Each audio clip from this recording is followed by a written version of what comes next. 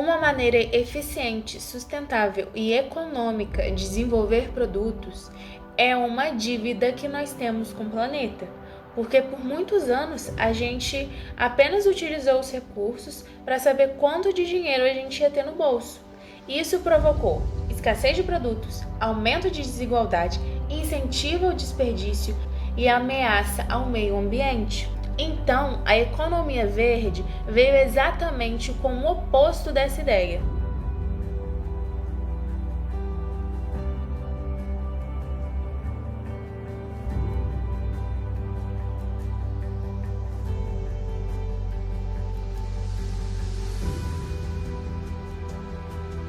Por isso a gente deve destacar os principais objetivos da economia verde, que são a diminuição do índice de carbono, inclusão social e maior respeito e responsabilidade, além da eficiência dos usos dos recursos naturais. A gente pode dar como exemplo a reciclagem, a utilização de energias limpas e também valorização da biodiversidade.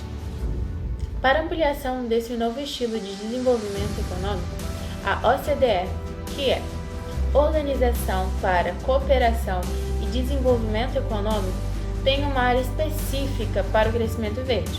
Porém, a gente tem que entender o seguinte: a gente só vai começar a utilizar a economia verde de maneira mais eficiente se a gente tiver a ajuda do Estado, especialmente a ajuda dele, porque isso não depende apenas das grandes empresas, mas do Estado para se firmar e fazer que a economia verde aqui no Brasil e também no resto do mundo, mas especificando aqui no Brasil, seja feita de maneira concreta, de maneira efetiva.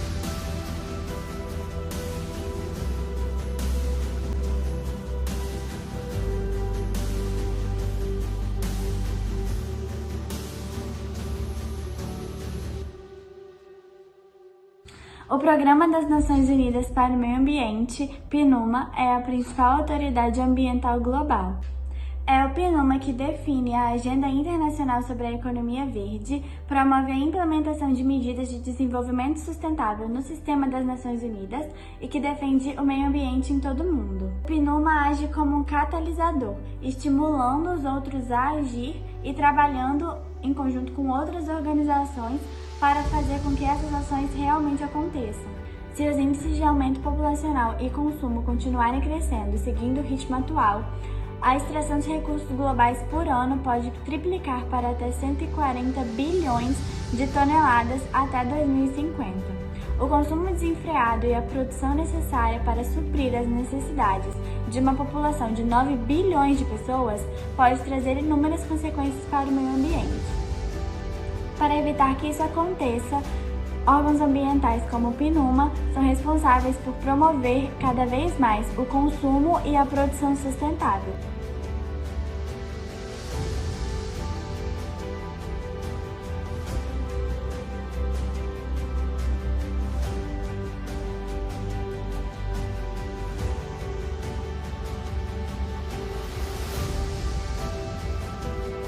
Eleito o país que mais fez pela Terra em 2007, a Suécia é atualmente um dos grandes exemplos de economia verde mundial. Isso porque se preocupa desde sua produção, tentando ser o mais consciente possível, com menos maus tratos aos animais e utilizando produtos cada vez mais naturais, até o consumo, buscando conscientizar a população do que é melhor, do que realmente devemos consumir e principalmente do que precisamos consumir. E ela ainda se preocupa bastante com o descarte de todo esse material utilizado dentro das casas e dos lares dos suecos. Sem dúvida, o fator que mais contribuiu para o êxito da economia verde na Suécia foi a consciência da população.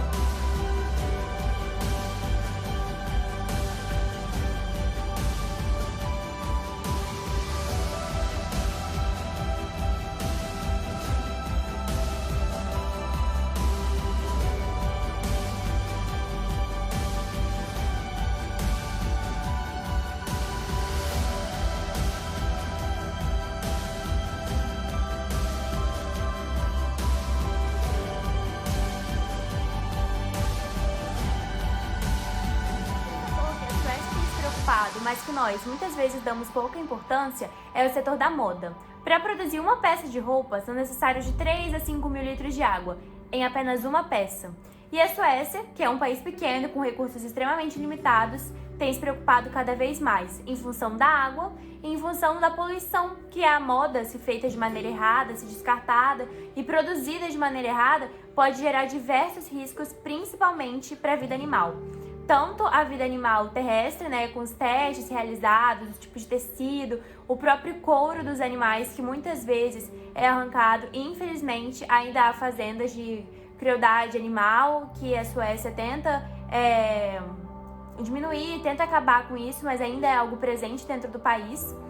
E nesse quesito, e o descarte das roupas, que feito de maneira equivocada, feito de maneira errada, pode levar esses polímeros, né, das nossas roupas para os oceanos, que junto com outros lixos, né, os sofás, enfim, formam as chamadas ilhas de lixo.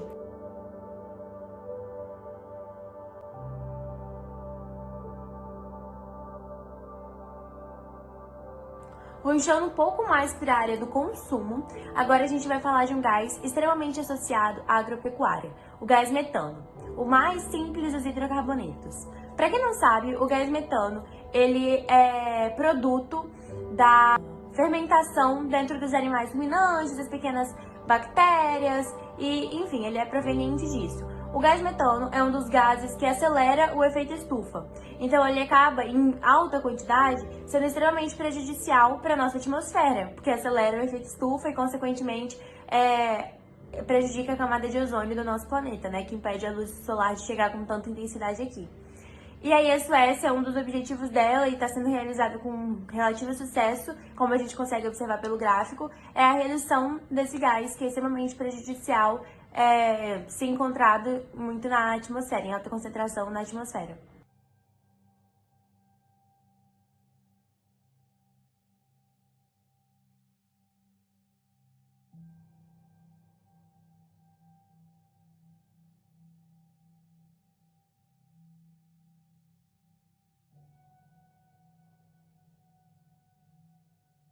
Como podemos observar no gráfico, a liberação per capita de CO2 na atmosfera só diminui na Suécia. Isso porque, né, no século XX a gente tem aí o boom e altas indústrias, Ford, produção de carros, então todo mundo querendo comprar, um consumismo exagerado. Aí, mais chegando na década de 1980, 1970, 72, começam as conferências mundiais, porque perceberam que do jeito que estava, com aquela produção exacerbada de CO2, que em alta concentração na atmosfera polui o ar, cria chuva ácida e acelera, né, o efeito estufa, apesar de ser essencial para a vida na Terra em alta concentração, ele causa isso tudo. Foi aí que começou a real preocupação de todas as entidades mundiais e de todos os países com o CO2. E a Suécia pulou de cabeça nessa. Ela começou a investir na sustentabilidade, na conscientização da população, como eu já falei. Então, a partir da década de 80, a gente consegue observar uma drástica diminuição no CO2 per capita liberado na atmosfera na Suécia. Outra substância que a Suécia visa a diminuição é o chamado óxido nitroso, ou mais conhecido popularmente como gás hilariante. Muito utilizado em consultórios médicos, em quadrinhos e séries para dar um efeito cômico, ele é um dos aceleradores do efeito estufa na nossa atmosfera. E como a Suécia visa essa redução? Bom, ele é muito utilizado na agricultura como fertilizante para ajudar a crescer e acelerar a produção. E aí a Suécia visa essa diminuição, visa fertilizantes mais naturais, biodegradáveis e que não liberem óxidos e gases extremamente prejudiciais para a nossa atmosfera e que podem acelerar o efeito estufa. Então, assim, a gente consegue observar que é uma diminuição gradativa, mas que a Suécia tem buscado e tem corrido atrás. Gestão ambiental é atividade relacionada ao uso inteligente dos recursos naturais, por isso, quem atua nesse segmento deve ficar atento aos impactos que podem ser causados, para assim propor medidas capazes de reduzir os danos. E mais do que isso, precisa disseminar práticas sustentáveis. O consumo terá efeitos positivos e negativos, porque no que diz a respeito ao consumo, seja ele necessário ou consumismo, todos nós estamos provendo de mecanismos de produção e distribuição para promover o desenvolvimento econômico.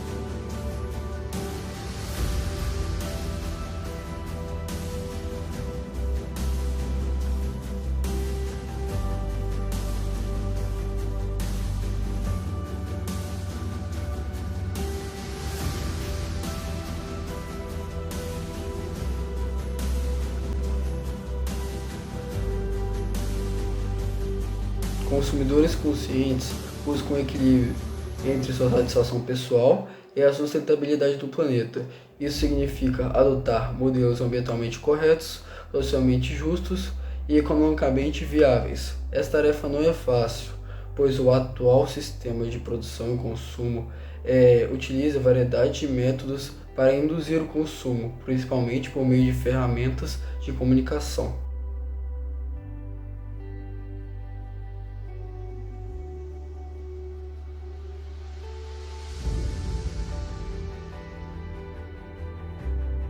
Por meio de gestos simples, podemos mudar nosso dia a dia, como por exemplo, observar o uso sustentável dos recursos naturais, além da escolha das empresas que atribuem a função de responsabilidade socioambiental.